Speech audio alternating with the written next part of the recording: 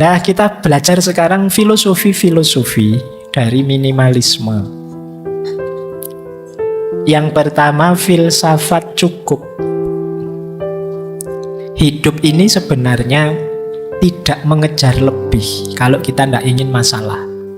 Kata Socrates, rahasia bahagia, engkau tahu, tidak ditemukan dalam mencari lebih banyak, tetapi dalam mengembangkan kapasitas untuk bisa menikmati lebih sedikit.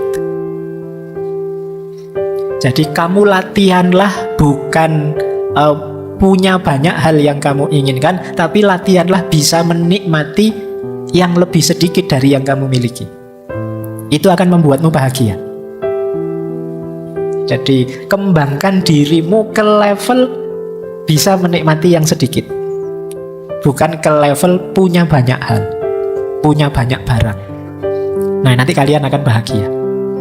Jadi kalau fokusmu hanya memiliki sesuatu, tadi kamu merasa berarti dengan punya banyak, ayo sekarang latihan, kamu tetap merasa berarti meskipun punya sedikit. Ini namanya bisa menikmati yang sedikit, merasa cukup dengan yang sedikit. Selanjutnya kata Socrates, dia yang tidak puas dengan apa yang dia miliki tidak akan puas dengan apa yang dia ingin miliki. Kalau kita tidak puas dengan yang kita miliki sekarang, biasanya kan kita menginginkan sesuatu. Percayalah, kalau yang kita inginkan itu tercapai, kita juga tidak akan puas juga. Karena yang kita kejar kepuasan dalam kepemilikan. Sementara manusia itu punya tabiat tamak tadi. Kalau sekedar keinginan, tidak pernah ada habisnya. Coba kalian tanya, siapa orang paling sukses di dunia? Terus kamu tanya, sudah selesai kah? Tidak pengen apa-apa? Mesti masih banyak. Masih pengen ini, masih pengen itu. Tidak ada habisnya. Jadi, ayo latihan untuk bisa puas dengan yang kita miliki sekarang. Di situ kuncinya kebahagiaan sebenarnya, yang diajarkan oleh minimalisme tadi. Dan ini dikuatkan oleh Lao Tzu yang bilang orang yang merasa cukup dengan yang ia miliki adalah orang kaya. Jadi definisi kaya menurut Lao Tzu itu ya orang yang merasa cukup. Jadi kalau ada yang tanya, sampean ini orang kaya apa orang miskin? Itu jawabannya bukan kamu punya apa, hartamu berapa, tapi kamu puas atau tidak dengan yang kamu miliki sekarang. Kalau kalian merasa puas dengan yang dimiliki sekarang, kalian orang kaya. Jadi tidak usah nunggu nanti lulus, nunggu S2 jadi dosen, terus gaji besar, terus bisa macam-macam, beli macam-macam, baru kamu berani mengklaim kaya. Sekarang juga kamu bisa jadi orang kaya dengan menerima apapun, menyukai apapun yang sekarang kamu miliki. Itulah orang kaya. Dan dikuatkan oleh Gandhi. Kalau kata Gandhi, hiduplah dengan sederhana agar orang lain juga dapat hidup. Kalau ini mikir orang lain. Kalau semua orang serakah, ya nanti isinya konflik tabrakan. Kita harus ngerti kapan kita berhenti. Sudah, saya sampai ini saja, biar yang lain dapat space. Kalau hari ini kan orang yang kaya misalnya relasinya banyak, ya tambah jaya, tambah jaya, tambah jaya. Yang lain tidak kebagian space, tidak kebagian ruang untuk berkembang. Nah, sekarang dibalik, saatnya kita berbagi. Meskipun sekedar berbagi waktu, berbagi ruang, berbagi kesempatan untuk yang lain. Dengan kita berhenti mengikuti ketamaan kita. Jadi rumus filosofis pertama, hidup minimalis itu merasa cukup. Kita kaya sudah dan tuntas hidup kita. Yang kedua, rumusnya minimalisme itu adalah keinginan. Nah, tadi kita diminta membedakan antara keinginan dan kebutuhan. Ada quotes dari Diogenes, teman-teman mesti hafal, filosof nyentrik ini. Kata dia, sifatnya dewa-dewa itu tidak butuh apapun. Ya, karena dewa sudah mampu segalanya. Nah, berarti apa? Kalau kamu ingin meningkat kualitasmu seperti dewa, kamu tidak usah menginginkan apapun. Jadi kalau istilahnya Diogenes, God-like person, manusia yang seperti dewa. Mungkin teman-teman pernah dengar istilah manusia setengah dewa. Setengah saja ya, karena kalau sepenuhnya nanti berat. Manusia setengah dewa itu bukan manusia yang mampu segalanya, enggak. Kalau versinya Diogenes, manusia yang mampu tidak menginginkan apa-apa. Jadi yang mampu mengendalikan keinginannya. Ini manusia setengah dewa. Kenapa setengah dewa? Karena manusia itu kecenderungannya tamak, ingin memiliki apa-apa. Begitu dia mampu mengendalikan keinginan, tidak butuh apa-apa, itu dia levelnya tinggi. Ini kata Diogenes. Atau ada dua quotes yang terkenal dari Arthur Schopenhauer. Kata dia, akan lebih baik jika tidak ada apa-apa. Berarti kita tidak punya apa-apa itu lebih baik, karena ada lebih banyak rasa sakit daripada kesenangan di bumi ini. Setiap kepuasan hanyalah sementara, menciptakan keinginan baru dan kesusahan baru. Jadi kalau kita mencapai satu kepuasan tertentu, kalau itu levelnya manusia, itu kan sifatnya sementara. Terus kita ingin lagi, ada keinginan baru. Kalau ada keinginan baru, ada kesusahan lagi yang baru. Ini filsafat kehendak atau filsafat keinginan dari Arthur Schopenhauer. Jadi kata dia, hakikatnya hidup itu menderita. Kenapa? Karena kita menjalani hidup dengan dasar keinginan. Orang ingin ini kan sakit. Ingin itu kan berarti ada sesuatu yang ingin dia target dan belum terpenuhi, itu kan menyakitkan. Pengen punya mobil, pengen punya pacar, pengen lulus cepat, itu kan keinginan berarti belum terpenuhi. Diri kita merasa sakit, menderita, sampai keinginannya terpenuhi. Sementara ketika keinginan terpenuhi, manusia kan tidak selesai. Ada lagi keinginan yang baru, menderita lagi. Sekarang teman-teman mati-matian ngejar biar lulus cepat misalnya. Begitu wisuda lulus, apa selesai? Kan enggak. Ingin segera dapat kerja Pak, ingin segera ketemu jodoh Pak, ingin segera ketemu jodoh bener nikah. Apa selesai urusanmu? Masih panjang ceritanya, masih banyak keinginan-keinginan yang baru. Jadi hidup ini rentetan dari keinginan ke keinginan. Sementara keinginan itu sesuatu yang menyakitkan. Berarti hakikatnya hidup ini ya penderitaan. Itu versinya Arthur Schopenhauer. Padahal bahkan di balik kesuksesan, di situ ada penderitaan. Kalau kalian mengalami sukses tertentu, jangan lupa ada sisi penderitaan di situ. Baik penderitaan dalam proses menginginkannya maupun mungkin ada hal-hal lain. Di situ ilustrasinya Arthur Schopenhauer, penderitaan hewan yang dimakan selalu lebih besar daripada kesenangan hewan yang makan. Nah, ini maksudnya apa? Ketika kita menaklukkan sesuatu, itu kan ada yang ditaklukkan. Kita menaklukkan itu menang, seneng. Tapi yang ditaklukkan ini rasa sakitnya lebih besar daripada senengnya kita yang menang. Jadi logikanya orang hidup kan kadang pakai logika kalah menang. Padahal ya kita mengejar kemenangan sementara kita lupa. Saya mengejar kayak tadi, lulus tercepat terbaik. Wah, kamu mati-matian nilaimu A terus. Kamu nggak pernah memperhatikan, ini loh temenmu E terus nilainya. Dia pontang-panting ngejar kamu nggak bisa-bisa. Dia kalah terus. Nah misalnya, nah ini kan hidup yang kalah menang. Penderitaan yang kalah itu jauh lebih besar daripada kesenangan yang menang. Kenapa kesenangan itu kecil saja? Karena kesenangan itu melahirkan keinginan yang baru. Tidak lama terus jadi penderitaan. Nah ini gayanya Arthur Schopenhauer. Berarti apa kuncinya bahagia? Kalimat pertama itu. Kalau gitu ya lebih baik tidak usah apa-apalah. Tidak usah ingin macam-macam, nambah masalah. Nah itu dasar filosofinya minimalis. Oke, saya lanjutkan. Nah, ini beberapa juga saya ambil dari stoikisme. Banyak orang tadi saya bilang mengaitkan minimalisme dengan stoikisme, karena memang gagasan-gagasan stoikisme itu banyak yang relate dengan minimalisme. Misalnya itu ada kalimat dari Epictetus, kekayaan itu tidak terdiri dari memiliki banyak harta, tetapi memiliki sedikit keinginan. Nah ini tadi sudah dijelaskan ya, cirinya orang kaya. Terus kebalikannya kata Seneca, bukan orang yang memiliki terlalu sedikit, tetapi orang yang menginginkan lebih, itulah miskin. Selama kita masih ingin macam-macam dan belum keturutan, sebesar apapun harta kita, kita hitungannya masih miskin. Terus kalau ini Marcus Aurelius, energi dan waktumu sama-sama terbatas. Jadi jangan sia-siakan mereka pada apa yang dilakukan, dipikirkan, dan dikatakan oleh orang-orang yang tidak penting dalam hidupmu. Jadi ini berhubungan dengan hubungan kita dengan yang lain. Tadi kan saya bilang, awas salah persepsi, minimalisme itu tidak hanya barang, termasuk juga orang.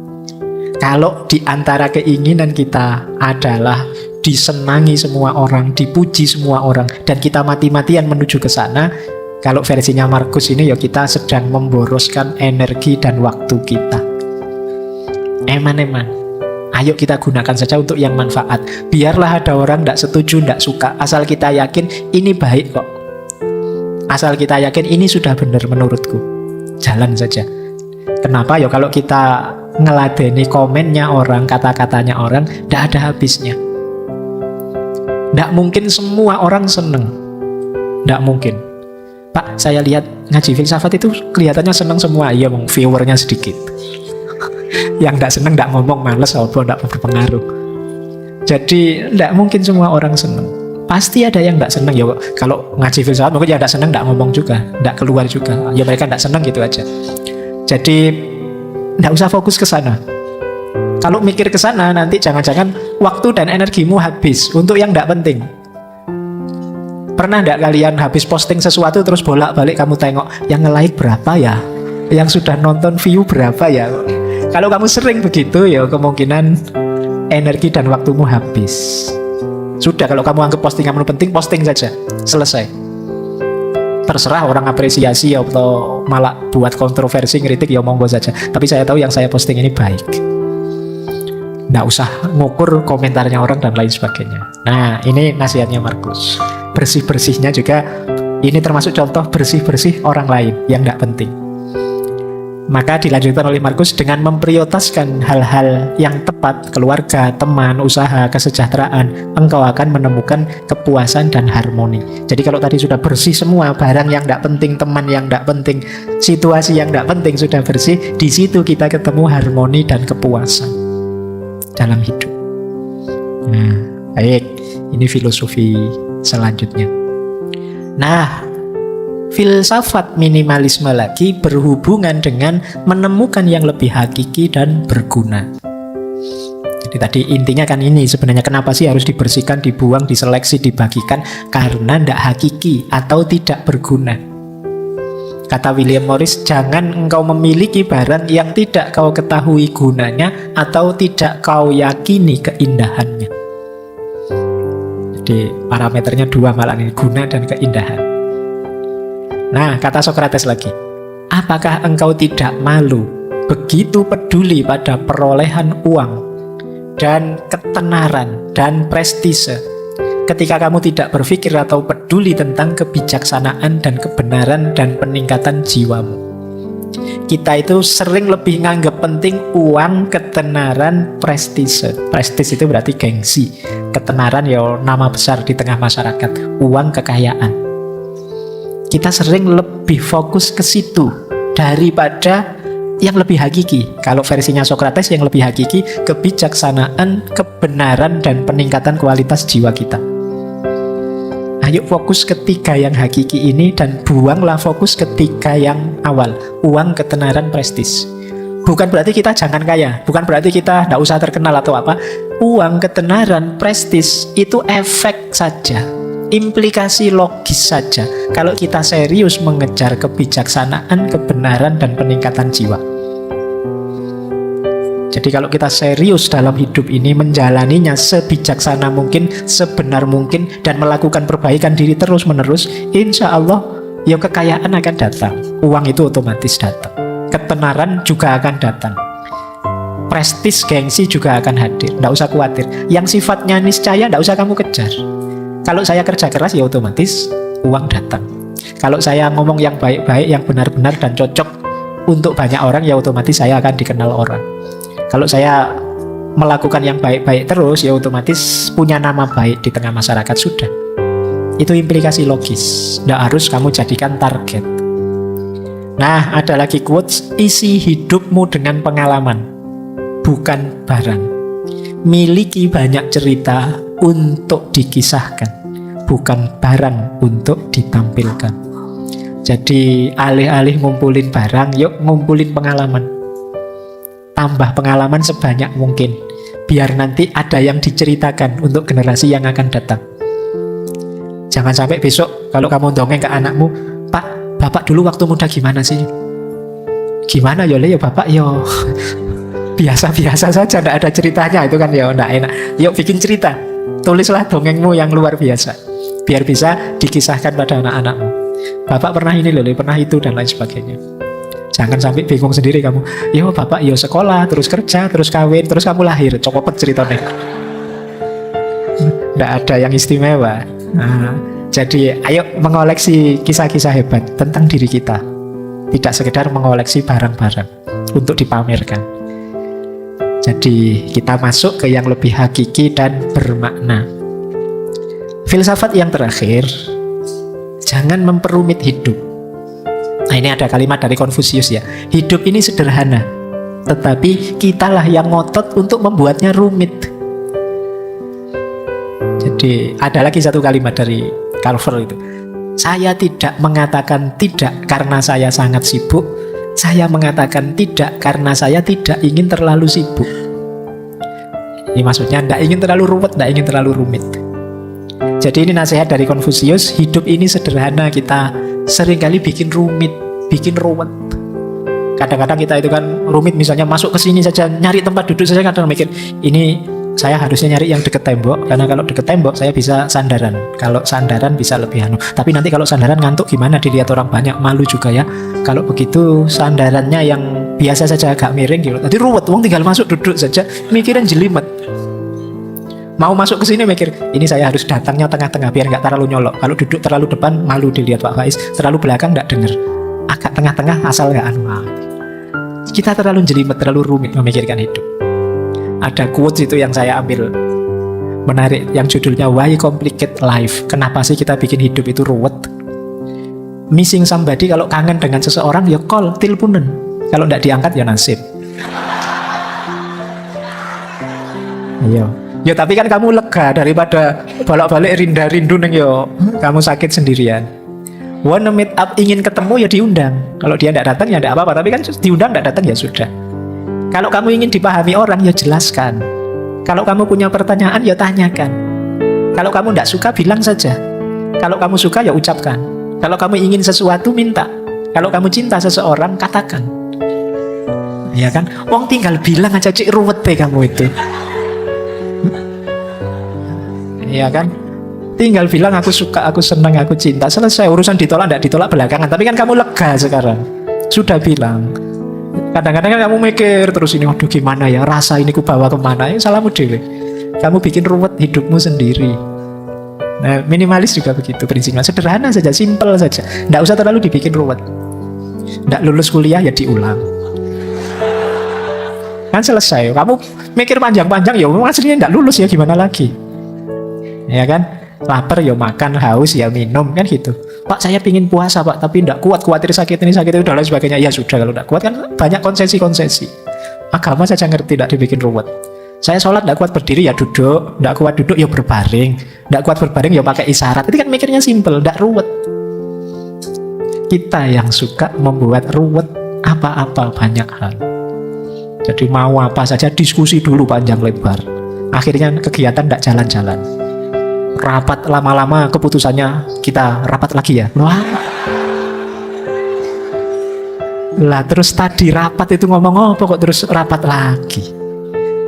Jadi itu kita suka memperumit persoalan. Yuk mikir simpel saja, jangan rumit-rumit. Biar tidak habis waktu, biaya, tenaga, energi untuk yang tidak penting.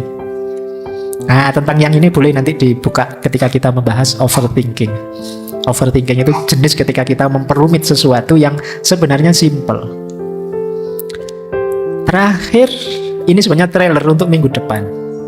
Jadi minggu depan itu versi gaya hidup asketik. Gaya hidup asketik itu seperti minimalis, tapi lebih jauh dengan cara berpikir yang berbeda.